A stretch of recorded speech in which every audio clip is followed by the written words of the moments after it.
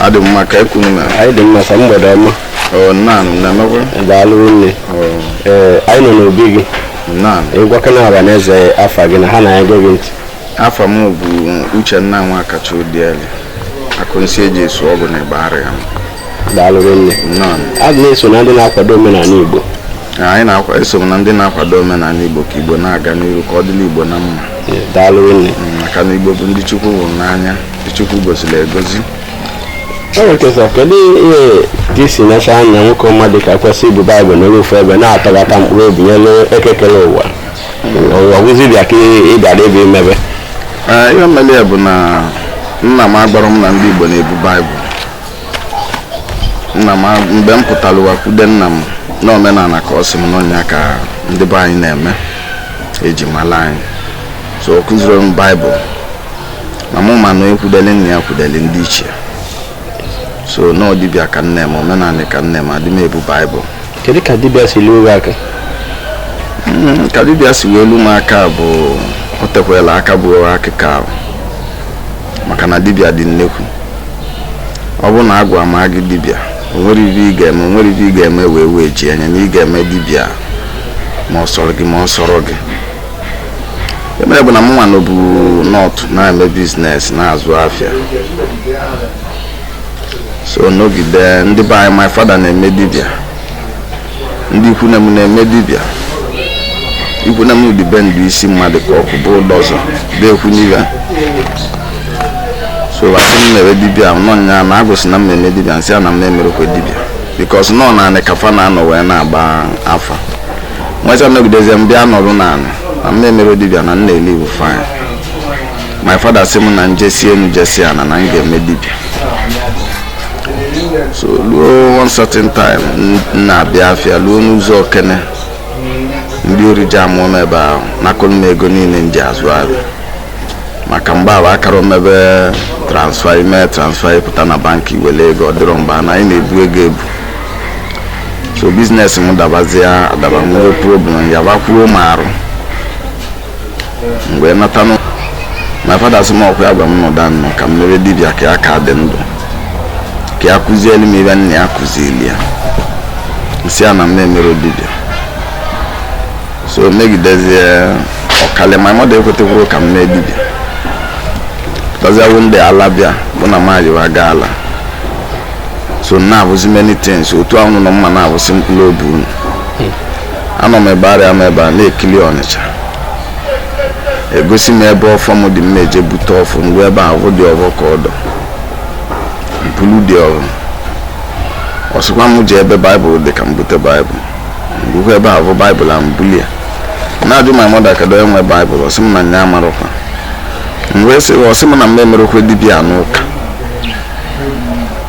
n'usoro ndị omenala ka ya gbewe ọgwụ maka ajụgo m ya kedu mgbe ejizi Baịbụl na-eme o wee sị m na ndị n'Igbo dị n'oyibo sị m na m lele ọgwụ maka agba mmadụ 5 bọyị o nwere onye m pien mgbe sị akebe m ejizi Baịbụl na-eme o sị m na ndị n'Igbo dị n'oyibo ọ bụ na m azụkata mmadụ n'ọgwụ oyibo ọ bụ na onye adụ ma m weta ọgwụ oyibo a nlele ka nye onye abụ ka ọ dị mma. Sị m na ọba m bụ n'aka na ebe ọbụla m kwụsịrị iti ọba na n'oge ele. So banye m condition because va forces m ka m mee dị dibia ezie m condition va jee kpota ava kponye m mmadụ si n'oisi pụta chinye m afa mgbaba afa mụrọ m ya believe from na dibia mara ama na amụ afia na dibia na-epu epu ka nkwụ. Kedu ndị cheziri gị dị afa ka ndị chere gị ọfọ? Ife mmadụ bụ na mụ na-afụ dị mma na o nwere osi a na-akpọ echichi na-echi iche osi eji eme oke na ugbo o nwere big one ukwu n'ụzọ ebe nna agada dị n'ime echichi aka onye ahụ si pụta. Ịgba ha ọsọ? Mba ọ pụta sọ m naanị na-afụ ya onye ọzọ adịghị afụ ya.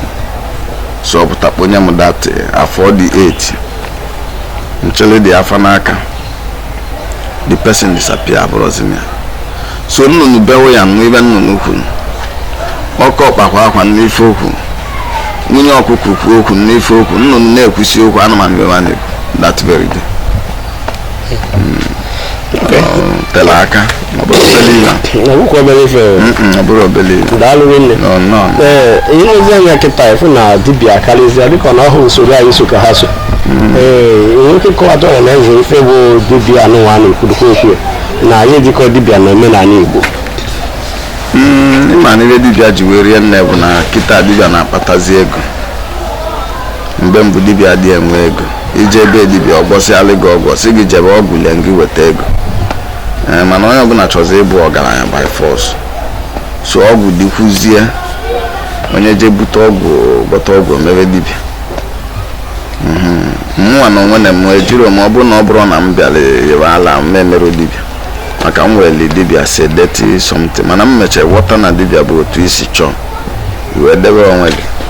Okay, so daalụ. Anyị kenere gị dịka na mbụ, kedu ihe dị iche, kedu onye bụ dibịa, kedu onye bụ onye omenala? Onye omenala ama agba ọgwụ, ije ebe onye omenala ọma agba onwuru gị ọgwụ. Okay. Omenala dị very simple to understand. Ịma na otu anụ nwaanyị na o nwere family ya abata kịta ife ama na-aga ọfụma ebe a. Yes. Mana oge nna family ya na iwe na-aga ọfụma, ịmala iwe ka ọ sụrụ ya.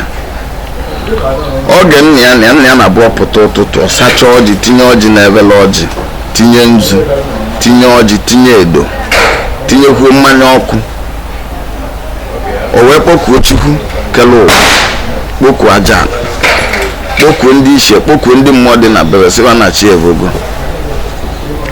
N'iwe nya karịdị ụmụazị, iwe ụmụaka ya na-eme na-aga n'iru karịdị nya nwa mma dị ezinụlọ ya mma. Ekpe na-abụghị na ọ na-ekpe, ndị mmụọ na-anụ ya. Arụbụ na-agụ ma agụ na-anụ ya, ndị mmiri na-anụ ya, alụsị dibere na-anụ ọba abụọ na-agụ. Nna ya bịazie nwụọ, onwe ozi onye na-emebe abụ nna ya na-eme na that family. N'isi omenala bụ na ịpụta ụtụtụ na be gị, ị ga-enwe nzu, ị ga-enwe ọjị, ị ga-enwe oru ọsọ, anyị na-akpị ọsọ ara. Ịgwụcha arụ gị, ticha arụ gị, iweli nzu kpebe ekpele yọba Chukwu Olise bụlụ ụwa. N'ọnya ka ibe niile dị n'aka. Ikwu na-akpa ọjị ahụ okenye na-awa na mbụ na arọbinagụ na-amịa, ndị mmiri na-amịa, ka ihe bụ arọbinagụ? Arọbinagụ first of all, ịma na-esi m ibe dị iche na dibịa na omenala. Onye na-agọpụta ụtụtụ ọgụ kpee ekpele debe nwa elu, ije bịa kịta ka ọgọrụ gị ọgụ ma gọrụ gị ọgụ. Ma onye na-eme dibịa ije bịa ọgọrụ gị ọgụ, jeelu gị ọrụ mmiri, kpuo olu gị ibe na-aja agụ. Ebuli ibe dị iche na onye dibịa na onye omenala. Omenala dịla onwe dibịa na ọdịla onwe. Then arọbinagụ Igbo na-asụ n'onu n'onwe ndị na-akpụ ya agụ, mana anyị nwa na-akpụ ya arọbinagụ. Arọbinagụ bụ ibe anyị pụtara ụwa kwude nna nna anyị wa na-eme ka ọ bụ. O so mmadụ abịa ụwa, o nwere ọnụ ụwa na-enwere arọbinagụ. Na arọbinagụ bụ ibe dị mmadụ narị mmadụ bụ wee pụta ụwa. Ịpụtazịa nke gị developuo. Onwe ndị na-enwe ụka arọbinagụ, onwe ndị na-enwe nwunye arọbinagụ. Isetu arọbinagụ gị ọ bụ na iwe adịghị aga ọfụma. Onwe ka arọbinagụ n'ọdụ ka arọbinagụ na-eje eje na-abata abata. Isetu arọbinagụ ga ife na-eme agawa n'iru. Most of the people efu na-enwe mental problem na-aya ala, so mbụ arọbinagụ a. Okay, ikwute okwu arọbinagụ na ndị mmiri, ke ndị bụ ndị mmiri, kedu ihe jikọrọ anyị na fa? Ndị jikọrọ anyị na ndị mmiri bụ na mmiri bụ ọgbanje ka ọ bụ. Ndị mmiri bụ ọgbanja, ndị ọgbanje dị ụzọ na mbụ. Enwere ọgbanje mmiri, enwere ọgbanje enu ala. Ọgbanje enu ala bụ ndị ahụ nwụrụ anwụ. Fa nwere ka ọ na-eweta aka be 12-1 fanaga. So ụmụazị ba na-akọ ọsụ ruo ọsịsa. So mana ndị mmiri, ịma na ebe ọma dị na mmiri, ajịrị edukwu na mmiri. Onye bụ nwoke ọbụla efu nwaanyị na mmiri, nọ na mmiri ka esi abịa ụwa. Nwaanyị ọbụla efu n'ụdị na mmiri, na mmiri ka esi abịa ụwa. Like now, ịma na Chukwu vụrụ Igbo n'anya rinne. Chukwu achọrọ ka Igbo na-ata ahụ. Ọnya bụ na ebe a na-achụ Igbo kịta, egbochiela Igbo aka ebe a fasi ebe a wapụ anaka ndị mmiri a for example dịka otu anọpụta ịyafụ ya na nwaanyị n'elu ana ya na nwunye ya na-enwe nsogbu nwunye mmiri ahụ setụluru ya obi ọ na-etinye nwunye ya na nwunye mmiri ahụ na nwunye ahụ na-enwe problem maka na nwunye mmiri bụ spirit ka ọ bụ onwe ndị na-afụ nke like mụ ama m afa my own nwunye mmiri ma ama m afịa so ọ bịa na-enye nwunye gị nsogbu ka ọ chụpụ nwunye gị ọ nwere ego eme nwunye dị ime ọkpa nwunye ahụ aka na-abụ nwa ahụ apụ nwunye enwe miscarriage ọ ndị na-esetụrụ nwunye mmiri bụ ọfụma adịba abụọ banje daalụ nne isi na onye ọbụla si na mmiri wee bịa ụwa gbanjụ kedu elu ma Chukwu bi n'eluigwe kelere ụwa ke ndị bi n'ime kedu nke anyị bụ na anyị si na mmiri wee bịa Chukwu kele ụwa ke ndị bi n'ime anyị ma na o nwere ya na-amachikwu aka maka Chukwu bụ ikuku n'ọzọ ebe niile ji aka ya dịla onwe mana atụghị na Chukwu kele Adam na Eve dịka otu bụ ndị Baịbụl si wee ebe Adam na Eve si ọ na-emara Adam na Eve a anaghịkwa mfe a na-akọrọ m ha akọrọ na Chukwu kele Adam na Eve ndị abụ ka o kele anyị ebe Chukwu kele n'uwe ka daalụ daalụ nne anyị ka nọkwa n'obi gị ofukwarị nne nwaanyị akpụrụ akpụ jụọ nne nwaanyị kedu oso na omenala Igbo ka ihe ọ na-alụrụ ụmụ Igbo iche nne nwaanyị anyị fụrụ akpụrụ akpụ ebe a bụ mmiri ka ọ bụ ndị ma na mmiri bụ ndụ ọ nne nwaanyị na-ebute akụ dịka ka m si gwa gị na ebe ọma dị na mmiri ị na-achụ àjà na-eje ekpere na mmiri malichi gị ma ike nga gị ife ama esiri gị ike so ị na-arụ ọrụ mmiri ma arụ ọrụ mmiri dibịa ka m bụ so ife onye mmiri na-enye nsogbu ị ga-amụ ma agba aba wee mmalị adị m eme mfu mmadụ mmalị nọ mgba afa ebe arụbi na-agụ mgbara m ọ bụrụ ndị mmiri ka m gbatara gị ọ bụrụ ofu m ga-ejere gị ndị ego ọ bụrụ nke ị ga-eji aka gị jee iwere aka gị jee ebe nọ ya bụ ka ọ dị mma kesa daalụ rinne daalụ anyị kene gị nke ukwuu ma na-atụkwasịzi ọzọ bụ ịkọwago ihe bụ arụbi na-agụ ya bụ agwụ nsị n'olu ndị ọzọ wee zi ohere a na-ajụzi gị ụzọ mmụọ nọ n'ime mmiri mmụọ nọ na mmiri erikakwana mmụọ nọ na mmiri dị ụba onye si gị nọ mmụọ dị ọ na-anọ na mmiri onye ahụ na-atụ asị nọ ebe onye mata alụga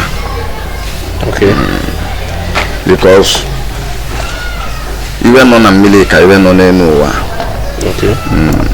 mana eji mmadụ ga-elu na n'Igbo asị na arụbi agụ na-ekpu ya oku ma ọ na-enye ya nsogbu o nwere age for example na o nwere age ọ na-abịa ilu abịa sị gị mebe dibịa ime mmenwuzi ya ọ bụ na time evegolu ịghọta onye dị 8 years kata ya si ya mebe dibịa mana ọnwa onye ọbụla nwere arụbi na-agụ n'Igbo ga na-eme dibịa ọ bụrụ onye ọbụla nwere arụbi na-agụ ga-eme dibịa na ọ dipendịlị okwu nke arụbi na-agụ kpọọ otu ahụ na-alụ ọlụ a kịta pancha bụcha ọlụ arụbi na-agụ ahụ oke daalụ nne kedu ụzọ isi ejikwenye mgbe ọlụ ị na-alụ egburu ndị Igbariam mkpa ihe m na-eme bụ na onye bịa bịa m ihe na-enye nsogbu obere ovu m ga-emenwu mgbe a na m ga-emenwu ọ bụrụ nke mma na-emenwu mgbe a na m na-emenwu bọtụ na-ema na dibịa dị n'ụdị n'ụdị ekele ọlụ eke mụnwa kịta anụ m emerụ onye na-aya arụ bịa be m ka m si eli ọgwụ na ọ bụrụla anyị nke agwa mbọsị izidebe n'ọgwụ ka m na-agụ ọgwụ ka m na-agụ agụ ọrịa daalụ nne kedu ụzọ ọya ole iji anyị na-agwụ ọgwụ ka m na-agụ ịgwọ ọgwụ ọ dị iche na ọ bụrụ na m amara ihe m ga-eme onye na-aya arụ ka ọ dị ya mma ghọtago mana ebe arụbụ na-agba m n'ọgwụ ka mma na-agụ lagị nchọ ka moto ga-ada start na kịta ọma start ahapụcha nke o nwere m ga-eme ọma start mana Chukwu solukwuo anyị na-eme daalụ nne anyị na-azọ mmadụ ndụ onye ibe na-esili ike na-esie ya amala side oge si o wee dịrị ya daalụ nne ọhaneze na-ege ntị ụmụnne anyị ebukwebata ọzọ anyị nọ na obi nwanne anyị nwoke Akunsi Ejiesiogwu na Igbariam o wee na-akọwa na ọkpụkpọ oku nwere ebe akpọrọ onye na ebe akpọrọ ya nwaba ịgwọ ọgwụ onwe ndị kwuru egwu si n'ọgwụ ka a na-agwọ onwe kwuru egwu si ịkpata ego asị ijere gwọ ọgwụ ha nwabụ ndị na-agwọ ọgwụ ahụ iwe nwere ife nwere onwe gị na ihe na-esogbu gị ọ kachasị onye arọbụ na-agụghị aka na mbụ anyị ajụghị ọtụtụ ihe wekọwa ihe bụ arọbụ na-agụ na ihe ndị ọ na-arụ na ka o si bido onye mbụ ọrụ dibịa mana ugbu a ọ nnekwa anya ebe ọ ga-afụ nne nwaanyị kwụ ebe a ya bụ nne nwaanyị makwa nsọ mma ọ na-etekwa pawụda ọ sị na ihe nne nwaanyị anọ nne nwaanyị mmiri ya o ji ya ejere mmadụ ọrụ mmiri dịka ihu ha nsogbu mmiri ịkpọkwere nwanne anyị nwoke bụ Akunsi Ejiesiogwu na Igbariam ọzọ pụta gị ọtọ gị na-agbụ i nwere onwe gị ndụ ga-adịrị gị ndụ ezinụlọ ga-adịrị gị mana ịgbachide nkịtị ihe furu were isi gị bụrụ ọya ka anyị ji na-ajụzi ya ugbu a ka ọ kpọọ akara ekwentị ya ka nnu nwa nọ n'ikuku nwetakwala onwe mkpa ụlọ kpọkwa anya awa akara ekwentị m bụ 08068957079 maọbụ 07060482525. daalụ nne Akunsi anyị kene kedu ọfọ na-agọzi ụmụ Igbo niile gbaa gburugburu ọfọ na-agọzi ụmụ Igbo bụ na Chukwu gọziri Igbo na mbụ na nge Chukwu tueli ndị ugwu ndị Igbo ugwu n'isi efu m Igbo ya adị ndụ na oke isi bụ ụmụ Igbo wa na-atụ ngụ na baraka ya ebepụ ọnụ na arụ ya adị Igbo mma Igbo ya na-aga n'iru na-amụta nwoke na-amụta nwaanyị ibe dị mma na-emeli ndị Igbo nwoke na nwaanyị n'onye abụọ bụ nna agọrọ daalụ nne anyị kenere gị afọ gị ahụ ọzọ sa Uchenna Nwakacha Udela Akunsi Ejiesiogwu na Igbariam daalụ nne Akunsi daalụ nna ya Akunsi ịkọwagoro ụmụ Igbo ife dị ọtụtụ ife kọwara ụmụ Igbo ihe dị na mmiri kọwara ụmụ Igbo ihe bụ dibịa kọwara ife bụ ndị omenala wee kọwaa ka o si lụọ ya aka anyị wee na-ajụ ozi gị onye na-achọ ọzọkwa n'ime dibịa nwekọ esi wee nye nwu bribe ma ọ chụọ aja ka ndị ọ na-enye bribe dịka ndị mmụọ kpọrọ ya oku ịkaba ọgaranya ị na-enyebe bribe adịghị enyetụ ya na bribe dibịa ma aga o nwere ibe ị ga-eme ya ala ime ya most of the pastors ị na-awụ bụcha dibịa machara wadaba tinye ya n'ụka ọ dịghị enye bribe o nwekwa ndị na-agba jụọ asị na ndị ọcha gwuru anyị wayo wetara anyị ụka mgbe na-ajụ ọ na-awụsị ụka ka ndị ọcha weta bụrụkwa so ụka ka ndị ọcha weta ndị ọcha gwugwuru anyị wayo mma ihe ha wetara anyị riri nne mana ha jizi ụka egwu anyị wayo ha ji ụka guzi anyị mana ha wetara ihe ndị kochiela alụsị ahụ ọtụtụ ihe ndị ọzọ dịkwa mma ha wetara ha dị mma ha weta moto na-egbu mmadụ bụ mana ha wetara fonu nke nya fonu dị mma fonu dị mma ọ daalụ nne anyị kenere gị onye anyị si kenere gị o nwere nwụnarị ndị Igbo ihe Igbo ndị nọ n'Igbo ka isi kwudo n'iru nna gị fa mma achọ ka ị kene mmadụ na maọbụ atọ dịka ndị mmadụ ndị omenala Igbo ndị dị ndụ ka ndị nwụrụ ndị dị ndụ kịta na-eme dibịa ka isi obi Igbo si eme ya ndị na-eme dibịa ana m ekene mmadụ ka Nwalieji bụ na eze abụ obodo ha bụ Nweje na-ekenekwa Chiegbu na Nando Chinedu atọ dibịa na Nando ndị abụọ bụ ndị mụ na ha na-adị na mma na-eme ka m si eme o nwere ofu nwoke mmakwa na Agụleri ama mmemme ana m ekenekwa mmadụ dị ka Ọnatalumozu ezigbo mmadụ bụ Patrik Ofodila daalụ nne daalụ anyị kenere gị Obinigwe ga-eme ndị kenere enye aka fụ n'Igbo dị mma na omenala Igbo na ụmụazị jikwa ntụ na agụ mabatazi dibịa ndị mmadụ na-agbazi ndị dibịa ọsọ dibịa abụrụ ajị na dibịa dị mmadụ mana ya ọdịzie ka ụmụazị na-emezi ntụ na ya na-agbaziri fa ọsọ onye abụrụ ahụ na-agba gị obere oge kịta dibịa adịsịzi na mkpu na mkpu anya maọzi nke bụ nke alright, daalụ na anyị kenere gị. Thank you, sir.